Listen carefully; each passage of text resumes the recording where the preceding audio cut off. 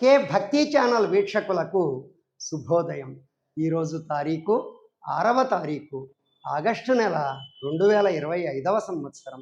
విశ్వావసునామ సంవత్సరం, దక్షిణాయనం, వర్ష ఋతువు, శ్రావణ మాసం, శుక్లపక్షం, తిథి ద్వాదశి, మధ్యాహ్నం 12:39 వరకు, వారం బుధవారం, నక్షత్రం మూలా నక్షత్రం, మధ్యాహ్నం 12:40 వరకు, వర్జ్యం ఉదయం 10:57 నుండి 12:42 వరకు, తిరిగి రాత్రి 10:51 నుండి 12:32 వరకు.